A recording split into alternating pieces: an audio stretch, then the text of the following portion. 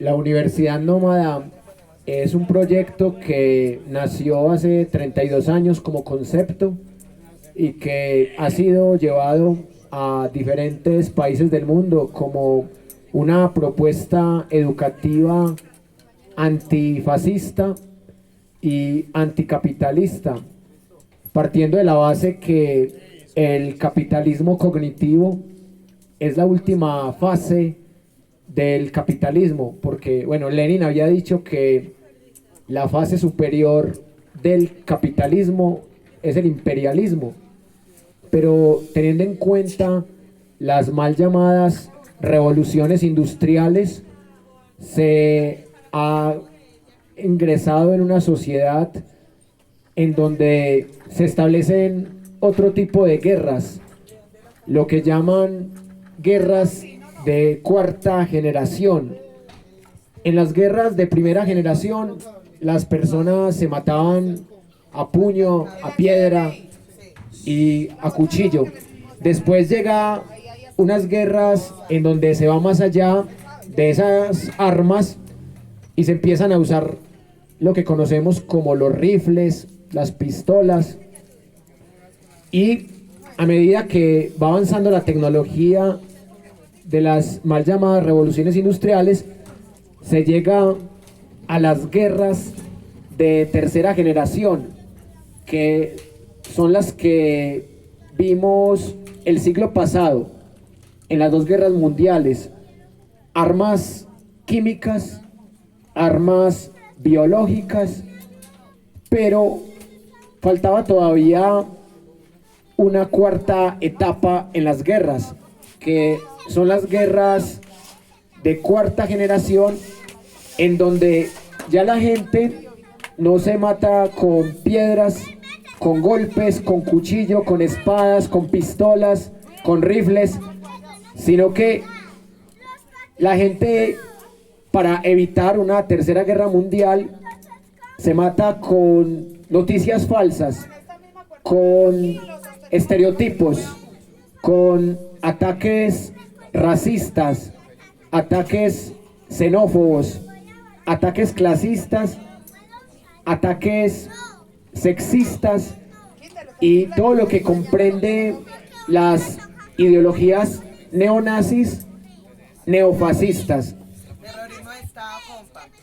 A propósito del terrorismo de Estado, ya quiero que entremos en materia con la pregunta que vamos a resolver en este conversatorio. La idea también es conocer los puntos de vista que ustedes tienen, pero en primera instancia quiero plantearles algunos argumentos para ponerlos en discusión en esta mesa. La primera tesis o pregunta que quiero que resolvamos es: ¿cuáles son las semejanzas y las diferencias entre el modelo fascista italiano y lo que se conoce en Colombia como la doctrina uribista o el uribismo? Punto número 1. El fascismo con Benito Mussolini nace como una forma de atacar el socialismo. Hay que recordar que Benito Mussolini en su etapa juvenil fue socialista, pero al empezar la Primera Guerra Mundial, él tuvo unas ideas bastante bélicas, porque inicialmente Italia no quería ingresar en la guerra, pero Mussolini le dio la idea de Italia como partícipe de la que se llamó la Gran Guerra, que luego se llamó la Primera Guerra Mundial, y el Partido Socialista lo expulsó. Benito Mussolini quedó bastante resentido con el Partido Socialista y desde ese momento fundó un nuevo partido que lo llamó el Partido Nacional Fascista de Italia, que básicamente era atacar el socialismo, y la mejor forma de atacar el socialismo era atacar todo lo que proponía el socialismo en términos de los medios de producción. Entonces, si el socialismo decía que los medios de producción debían ser del Estado y sobre todo del pueblo, tierra, capital, trabajo, tecnología y conocimiento, entonces el partido de Mussolini decía que eso no debía ser del pueblo, sino de una élite de seres superiores. Y curiosamente, el rey Víctor Manuel III de Italia, en el año de 1922, le deja servida toda la posibilidad a Mussolini de empezar a constituir un régimen totalitario. ¿Cómo se construye un régimen totalitario? Ustedes lo saben. Primero, se empieza a perseguir a todo el que piense distinto, a matarlo.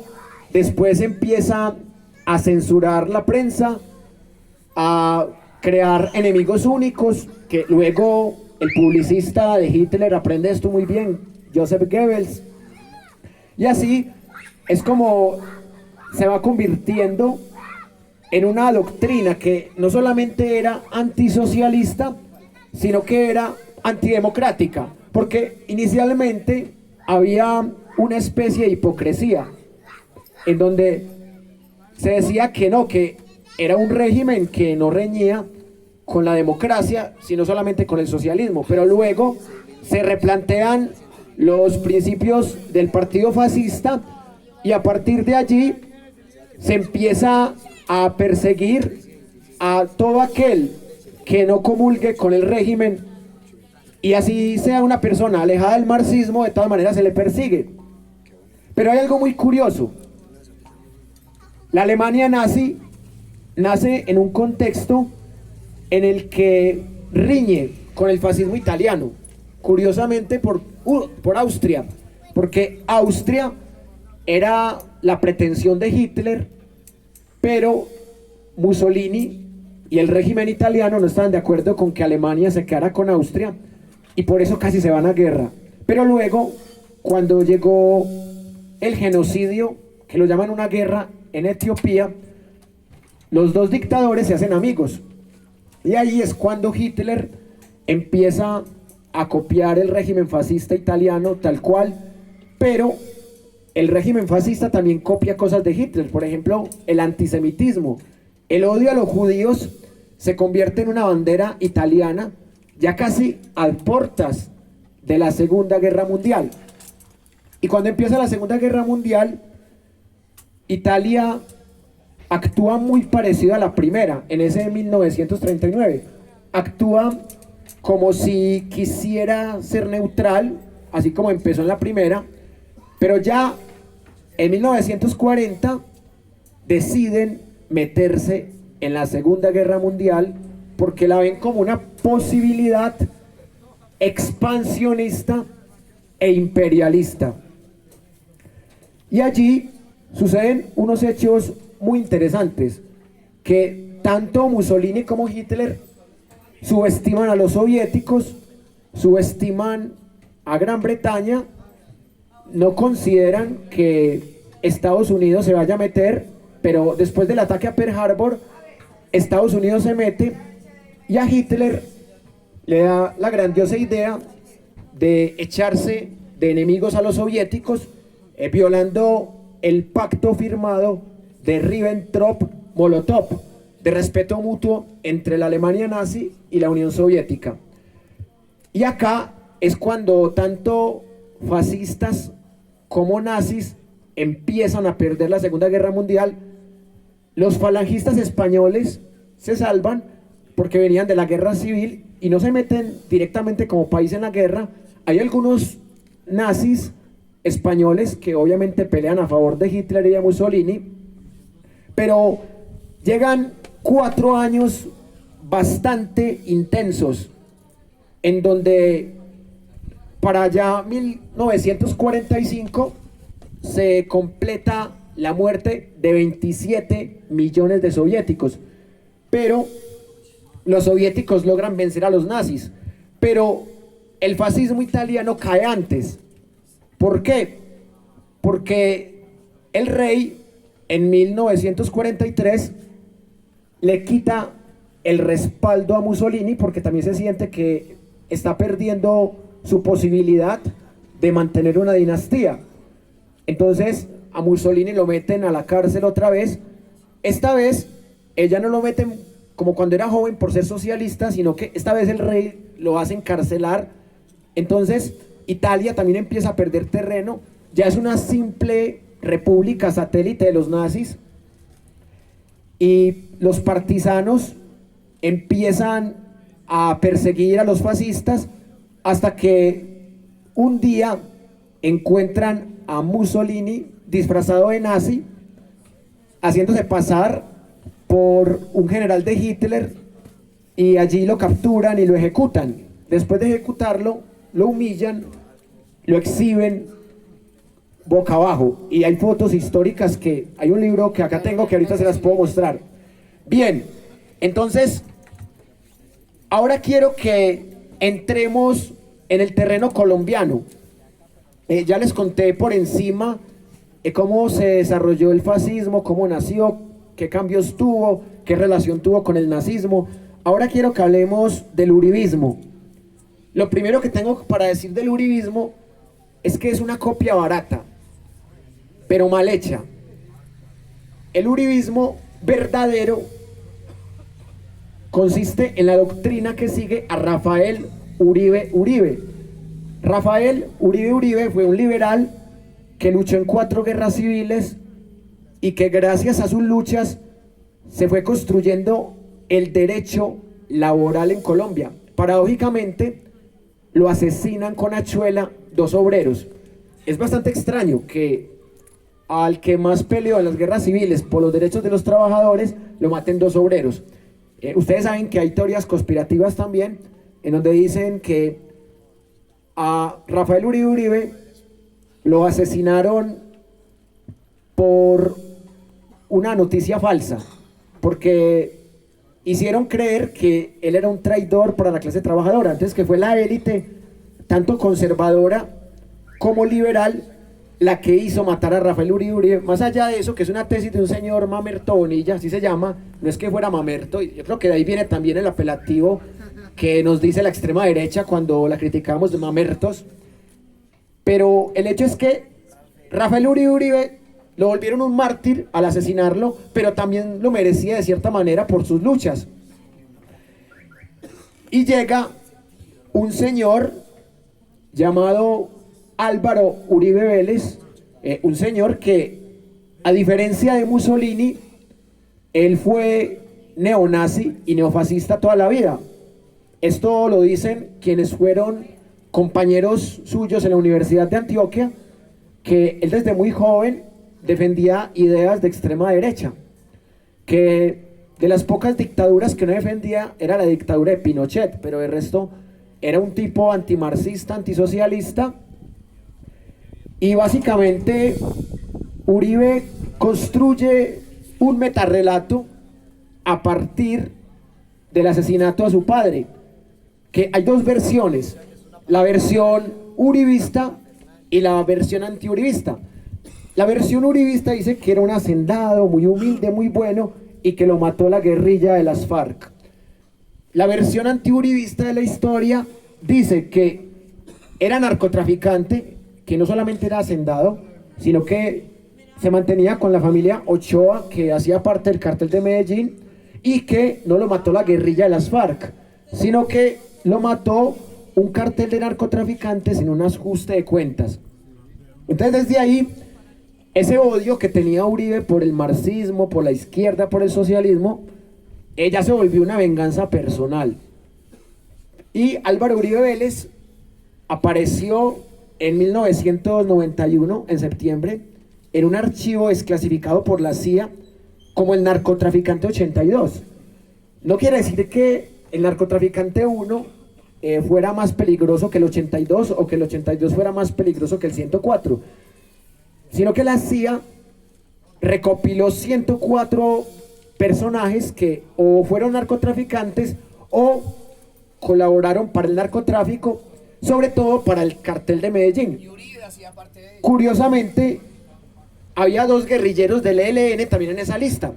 Para los que dicen que esa lista la inventaron mamertos izquierdistas, el hecho fue que Uribe se convirtió en una ficha muy útil, no solamente para la extrema derecha colombiana, sino para la extrema derecha internacional, porque Uribe se formó en universidades de Inglaterra en procesos de paz, pero ya sabemos que se entiende para ellos por la paz, la paz, paz, paz, paz, paz. Entonces, el presidente César Gaviria, que fue el usurpador, el que se aprovechó de la muerte del mártir Luis Carlos Galán, que Luis Carlos Galán es un mártir que está un poco sobrevalorado, porque el tipo tenía las mismas políticas privatizadoras que impuso César Gaviria, pero atacaba el cartel de Medellín, y solo por eso lo volvieron un mártir, tratando de tapar otros genocidios de personajes que sí lucharon más por el pueblo, como Bernardo Jaramillo Osa, como Carlos Pizarro León Gómez y como Jaime Pardo Leal, sin tanta prensa, pero con una lucha por el pueblo. Entonces, ¿qué pasó? Que César Gaviria creó un decreto presidencial para configurar unas cooperativas de seguridad, más conocidas como Convivir, que con el paso del tiempo se convirtieron en un nido de paramilitares, como también se convirtió el Departamento Administrativo de Seguridad, más conocido como DAS, que luego Noguera lo convertiría en un aparato del Estado uribista para espiar a opositores. Es cierto que Uribe no creó las Convivir, pero fue Uribe el que más las potenció cuando era gobernador de Antioquia, sucediendo masacres como el Área de la Granja. Entonces aquí entra la comparación entre Uribe y Benito Mussolini. Sí. ¿A César Gaviria? ¿Quiénes? ¿Quiénes montaron a César Gaviria? Bueno, y eso también es interesante porque a Samper lo montó el cartel de Cali. ¿Y por qué montaron a Gaviria? ¿Y qué tenía que ver? La Constitución del... Sí. La Constitución del 91 necesitaba que no se aprobara la extradición de los narcotraficantes a Estados Unidos. ¿Cierto? Sí.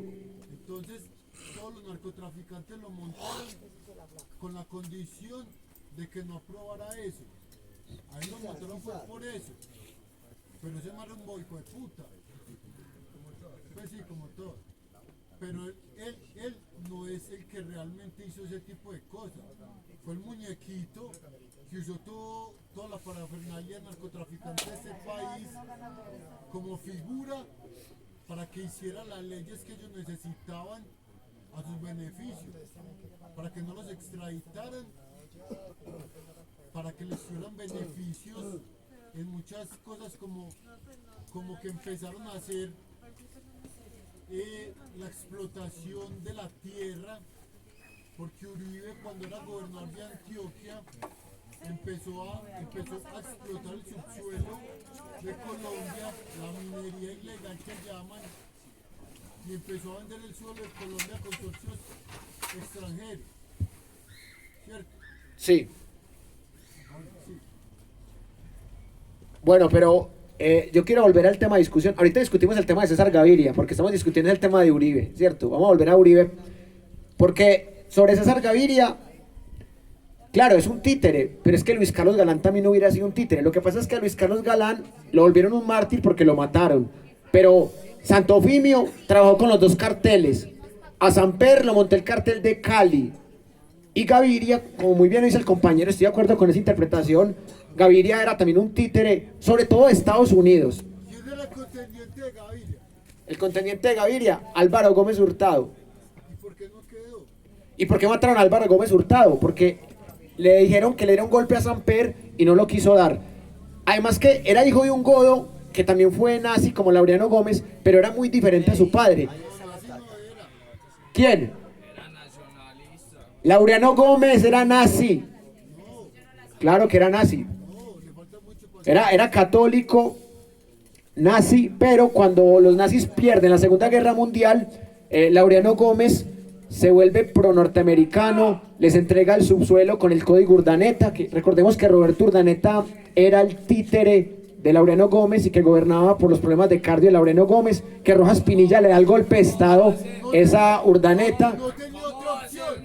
¿Cómo? No tenía otra opción, porque es que él no tenía idea. ¿Cómo? No tenía otra opción porque es que él no tenía idea. Él solamente estaba haciendo lo que los narcotraficantes le estaban diciendo que hiciera. ¿Cómo va a ser nacionalista? No. Y es que ni que No, pero si era nazi en creencia y sobre todo porque el nazismo lo veía como una forma de antisocialismo. Y curiosamente, Hitler también usó a los marxistas para montarse al poder y luego los empezó a perseguir a la par de los judíos. son los judíos para montarse al poder. Sí, Sí, pero es que en la práctica ninguno de los de acá puede llamarse nacionalsocialista. Aquí nadie quiere la nación.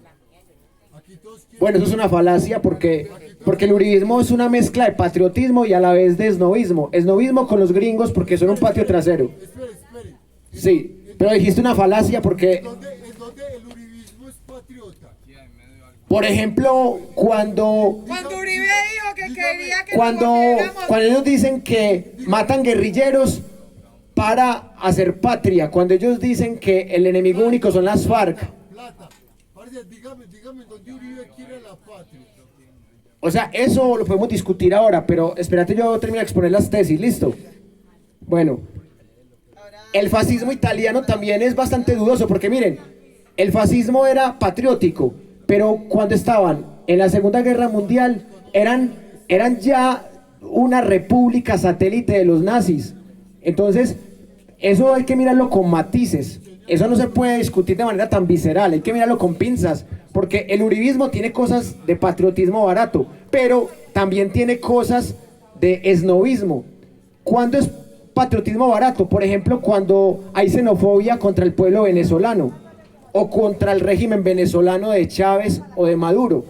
El uribismo tiene elementos de patriotismo, pero también tiene elementos de esnovismo cuando dejan meter 7 bases militares en Colombia, cuando firman tratados de libre comercio, como Juan Manuel Santos, que firmó un tratado de libre comercio y no lo firmó antes porque los gringos no querían, no fue porque Uribe no quisiera, los gringos no querían, y Obama firma un tratado de libre comercio con Santos, con el que hacen botar toneladas de arroz en el Huila, solo para no violar la ley de derechos de autor de ese tratado de libre comercio. Entonces, yo de cierta manera estoy de acuerdo con el compañero en que no es que sea siempre nacionalista, pero tampoco es siempre esnovista o siempre arrodillado. También tiene elementos que se juntan con la idiosincrasia colombiana, con aquello de en Colombia no hay conflicto armado sino amenaza terrorista, queriendo decir que lo que hay que hacer en Colombia es matar la guerrilla y que con eso se logra construir la paz y la nación. Pero el concepto de nación está caído, porque en este momento lo que prima son los estados transnacionales, y ahí son totalmente vendidos, y ahí es cuando yo encuentro el acuerdo con el compañero, porque realmente hay un autor que se llama Jesús Martín Barbero que tiene unas tesis muy interesantes. Dice, el Estado-Nación del siglo XIX, ese patriotismo del siglo XIX ya no existe, ya existen estados transnacionales que son basados en unas organizaciones bancarias mundiales como el FMI, como el Banco Mundial, como la OCDE, como la OTAN, que son las organizaciones que le dicen a los gobiernos cómo deben actuar, con quién deben comerciar, con quién no. Entonces, tanto el fascismo como el uribismo tienen algo en común, que ambos aparentemente son nacionalistas, pero a la vez también son patios traseros y esnovistas de otro. Uribe de los Estados Unidos y Mussolini de Hitler en la Segunda Guerra Mundial. Ahora quiero plantearles otra tesis que tiene que ver con la censura a la prensa. Es evidente que Uribe llamaba a los opositores terroristas de civil, a los estudiantes pequeños terroristas, a los falsos positivos los llamaba que eran ciudadanos que seguramente no estaban cogiendo café, o sea que los mataron por algo. Eran resultados de una política nefasta de recompensas. Y si ustedes leen la biografía de Uribe, No hay causa perdida, del año 2012, se van a dar cuenta que el tipo dice que los falsos positivos fueron nefastos, pero que él nada tuvo que ver, que eran unas pequeñitas manzanas podridas las que estaban matando a campesinos y a pobres para presentarlos como guerrilleros y con las botas al revés. Así que en el segundo bloque ella quiere abrir el debate planteándoles básicamente 3 preguntas y quiero que el público esté en sintonía.